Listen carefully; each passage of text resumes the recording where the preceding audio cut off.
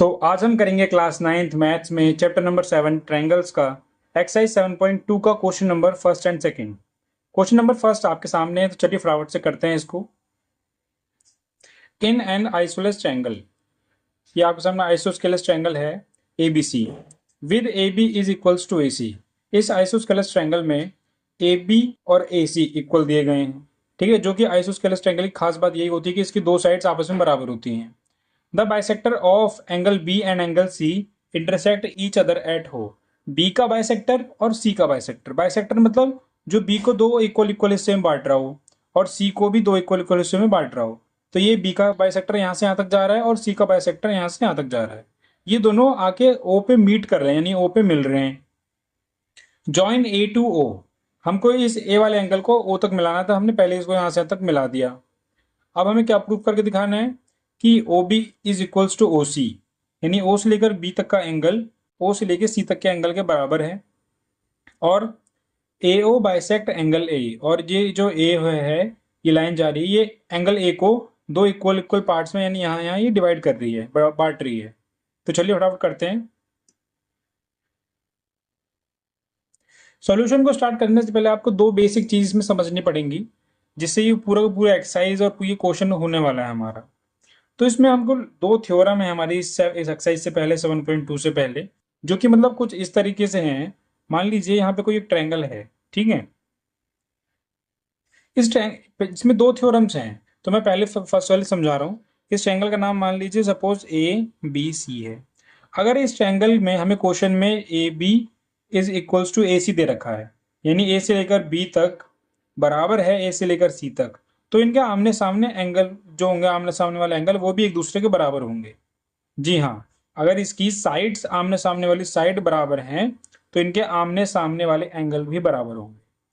ठीक है, ये तो पहली थ्योरम थी। जो दूसरी थ्योरम है वो कुछ नहीं है, बस इसका उल्टा है। उल्टे उल्टे से मेरा क्या मतलब हुआ? उल्टे से मान लीजिए एक ट्रायंगल और है, ये ABC। मान लीजिए इसका एंगल B बराबर C के है। तो जब इसके आमने सामने वाले एंगल बराबर हैं तो इन आमने सामने एंगल वालों के जो साइड्स हैं AB और AC ये भी बराबर होंगी। ठीक है, तो ये इसी का रिवर्स था। तो ये दो चीजें आपको इसमें अच्छे से समझ लेनी है। ठीक है, angle opposite to equal side are equal, कि अपोजिट एंगल के इक्वल में जो जो साइड्स होंगी वो भी आपस में इक्वल होंगी। ठीक है, चलिए करते हैं फटाफट से। हमको पहले शो करना है O B is equals to O C, O से लेकर बी तक को ओ से लेकर सी तक बराबर बताना है। तो हम कैसे कर सकते हैं? हमारे पास एक तरीका है। अगर हम एंगल ये जो बी है और एंगल सी है, एंगल बी और एंगल सी को हम बराबर दिखा दें, ठीक है, कि यहाँ ये वाला एंगल इस एंगल के बराबर है, तो ये साइड आपस में बराबर हो सकती है। जैसे मैंने इसमें बताया था कि अगर एंगल बराबर है तो आमने सामने वाली साइड भी इक्वल हो जाएंगी। तो इस थ्योरम से मैं इसको सॉल्व कर सकता हूँ। तो चलिए करता हूँ। सबसे पहले लिखूंगा मैं इन ट्रायंगल ABC। ABC के हमने अंदर हमें क्या दे रखा है? AB को AC के बराबर दे रखा है, तो मैं लिख दूंगा AB is equals to AC। ठीक है, अब angle B is equals to angle C। अब ध्यान से देखिए, ये लाइन इस लाइन के बराबर है या नहीं बराबर है? तो जब ये लाइन, ये जो दोनों साइड्स बराबर हैं तो इनके आमने सामने वाले एंगल भी बराबर होंगे, जो कि मैंने आपको यहाँ बताया था कि अगर साइड्स बराबर हैं तो आमने सामने वाले एंगल बराबर होंगे। तो अगर AB बराबर AC है तो B बराबर C हो जाएगा। मैंने लिख दिया B is equals to C। मैं यहाँ रीजन भी लिखूंगा कि angle opposite to equal side, की इक्वल साइड के अपोजिट में जो एंगल होते हैं वो इक्वल होते हैं। ठीक है, ये दोनों साइड्स इक्वल होंगी तो इनके सामने वाले एंगल इक्वल होंगे, अगर एंगल इक्वल होंगे तो साइड भी इक्वल होंगी। ये दोनों थ्योरम थी। तो बी सी के इक्वल हो चुका है। अब यहाँ पे देखने वाली बात क्या है कि मुझे ओ बी और ओ सी यानी इनके अंदर वालों से मतलब है। अब ये तो पूरा, अगर मैं एंगल बी की बात करता हूँ तो ये पूरा जा रहा है, पूरा हिस्सा। मैं इसको जैसे इसको 1 मान लेता हूँ अंदर वाले को, और इसको 2 मान लेता हूँ। ठीक है, तो अब मुझे ये एंगल 1, ये आधा हिस्सा है इसका, और सी का आधा हिस्सा बोल सकता हूं मैं, इन दोनों को बराबर दिखाना है। तो मैं क्या करूंगा? एंगल बी की जगह लिख दूंगा half of B, half of angle B. और एंगल सी की जगह मैं लिख सकता हूं हाफ ऑफ एंगल सी। ये भी आप जब ये सोचिए, ये पूरा बी पूरे सी के बराबर है, तो क्या इसका आधा भी इसके आधे सी के बराबर नहीं होगा? बिल्कुल होगा। ठीक है, तो वही चीज मैंने लिख दी कि इसका आधा बी यानी half B is equals to half C. देखते हैं। और तो इसमें एक शॉर्ट फॉर्म में लिख सकता हूँ कि एंगल 1 जो है हमारा एंगल 2 के बराबर है ना। तो अगर ये वाला एंगल इस एंगल के बराबर है तो इस थ्योरम के हिसाब से हमारी ये दोनों साइड भी तो आपस में बराबर होंगी, बिल्कुल होंगी। तो मैं लिख सकता हूं इन ट्रायंगल ओ बी सी, ये जो आपको छोटा ट्रायंगल दिख रहा था ना ओ बी सी, इसमें अपोजिट एंगल बराबर हैं, तो एंगल बराबर है तो साइड भी बराबर होंगी। तो in O B C angle 1 is equals to 2, इनके एंगल बराबर हैं। तो क्या होगा, therefore O B is equals to O C. O B जो है ओ सी की इक्वल हो जाएगा, क्यों? क्योंकि हमने पढ़ा है कि side opposite to equal angles are equal. इसका मतलब भी बहुत ध्यान से समझना आप। Side opposite to equal angle, अगर दो एंगल इक्वल हैं और उनके अपोजिट में कोई साइड है तो वो भी इक्वल होंगी, तो वो भी इक्वल होंगी। तो मैंने उसी इसको बिल्कुल उसी सॉल्व किया है कि एंगल 1 और एंगल 2 को पहले बराबर दिखा दिया। अब जब आमने सामने वाले एंगल बराबर हैं तो इनके जो अपोजिट साइड है वो भी बराबर होंगी। ठीक है, तो हमारा ये फर्स्ट यहाँ पे कंप्लीट होता है, हमने ओ बी को ओ सी के बराबर दिखा दिया।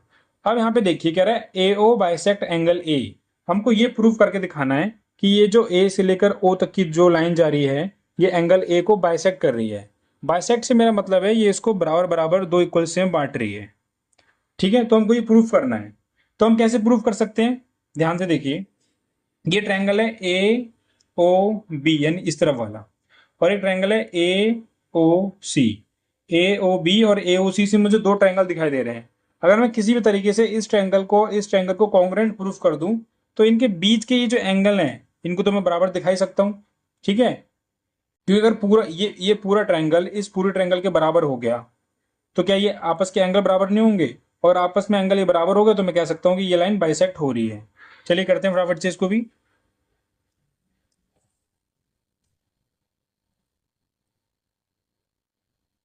तो मैं लिखूंगा in triangle A O B. A O B मतलब मेरा ये वाला triangle, and triangle A O C. तो मुझे कॉन्ग्रुएंट प्रूफ करने के लिए कुछ कुछ चीजें चाहिए होंगी। पहले मुझे चीज साफ साफ दिख रही है कि ए से लेकर बी तक और ए से लेकर सी तक बराबर है। मैं लिख दूंगा A B is equals to A C. Given था मुझे तो ये क्वेश्चन में पहले से ही। और क्या मैं लिख सकता हूं, और देखिए आप, हमने पिछले ये ओ बी इस वाले का हिस्सा है और ओ सी इस वाले का हिस्सा है, तो पिछले क्वेश्चन में हमने ओ बी और ओ सी को बराबर कर दिया था। तो मैं लिख सकता हूँ O B is equals to O C. तो मैं लिख दूंगा प्रूव्ड अबव। तो यानी पहले ही प्रूव कर चुका हूं मैं इस चीज को। ठीक है, और दो चीज हो गई, और क्या देख सकते हैं हम। और देखिए ए ओ बी में ए ओ आ रहा है और ए ओ सी में भी ए ओ आ रहा है, तो ए ओ कॉमन है, दोनों के अंदर आ रहा है।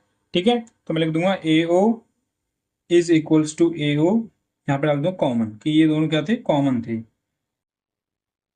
ठीक है, तो मेरा ए बी बराबर ए सी हो गया, ओ बी बराबर ओ सी हो गया, और ए ओ बराबर ए होगा क्योंकि ये कॉमन था। तो इन तीन चीजों से क्या होता है, मेरा जो ट्रायंगल है वो कॉन्ग्रुएंट प्रूफ हो चुका है।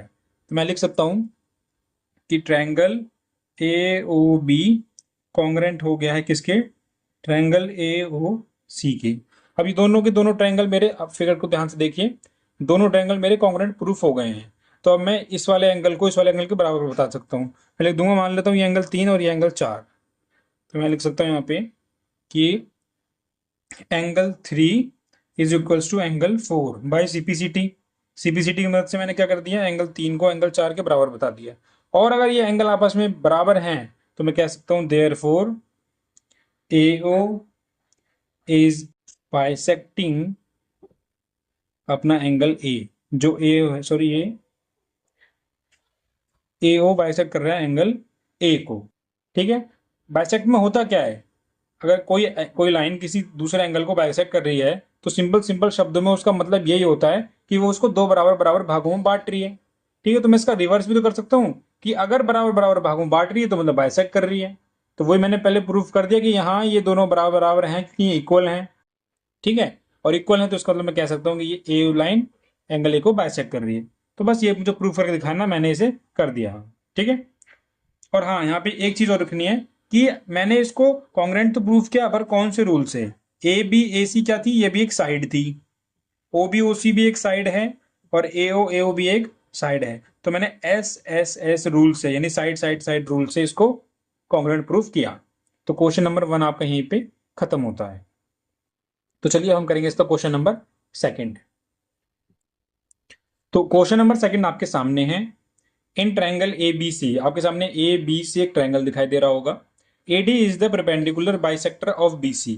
ए से लेकर जो D तक की लाइन, यहाँ पे D आएगा, ठीक है। ए से लेकर जो D तक है ये BC को बाइसेक्ट कर रहा है, ठीक है। बाइसेक्ट कैसे कर रहा है? परपेंडिकुलर बाइसेक्ट कर रहा है। परपेंडिकुलर बाइसेक्ट का मतलब होता है कि जब ये यहाँ पे काट रहा है तो बाइसेक्ट तो सिंपल सिंपल मीनिंग यही हुई कि BC को ये दो इक्वल इक्वल पार्ट्स में डिवाइड कर दिया इसने, B से लेकर D तक और D से लेकर C तक। और परपेंडिकुलर बाइसेक्टर का मतलब होता है कि ये यहाँ बाइसेक्ट करते समय इस तरफ और इस तरफ 90 डिग्री का एंगल बना रहा है। तो यहाँ पे 90 डिग्री का एंगल दिख रहा होगा आपको। Show that triangle ABC is an isosceles triangle. हमको ये प्रूफ कर दिखाना है कि ABC जो है एक आइसोस्केलस ट्रायंगल है। इसके लिए क्या करना पड़ेगा? आइसोस्केलस ट्रायंगल होता कौन सा? अभी हमने पिछले क्वेश्चन में किया कि इसकी दो साइड्स बराबर हो। तो हमको दो साइड इसकी AB और AC को एक्चुअली प्रूफ करके दिखाना है कि ये बराबर है, ठीक है। AB बराबर AC, यही हमको प्रूफ करना है मेनली। तो चलिए करते हैं इसको। ए बी इस वाले ट्रायंगल का हिस्सा है और ए सी इस वाले ट्रायंगल का हिस्सा है। तो पहले मैं क्या करूंगा ना, इन दोनों ट्रायंगल को कॉन्ग्रुएंट प्रूफ कर दूंगा, उसके बाद बाय CPCT से ए बी को ए सी के बराबर दिखा दूंगा। तो चलिए करते हैं। Solution in triangle ADB and triangle ADC, ठीक है। ADB आपका इस तरफ वाला और ADC आपका इस तरफ वाला ट्रायंगल।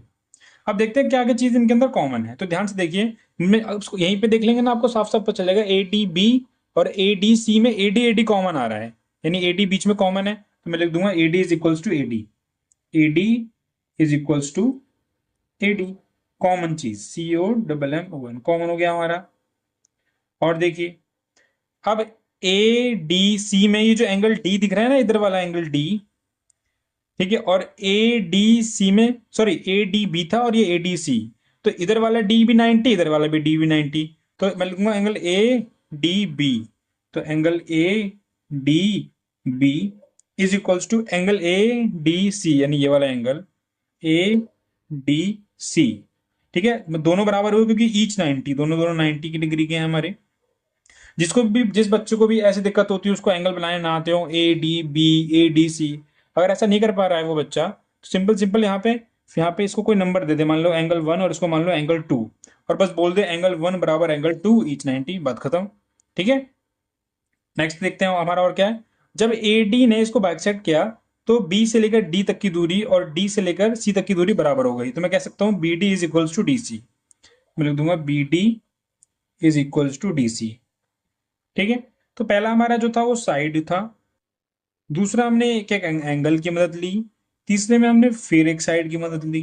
तो मैं कह सकता हूं कि therefore triangle ADB is congruent to triangle ADC by side angle side rule. Side angle side rule से क्या हो गया, ये आपका कॉन्ग्रुएंट प्रूफ हो गया। अब ये दोनों ट्रायंगल कॉन्ग्रुएंट प्रूफ हो चुके हैं, इसका मतलब ये दोनों ट्रायंगल आपस में इक्वल हैं।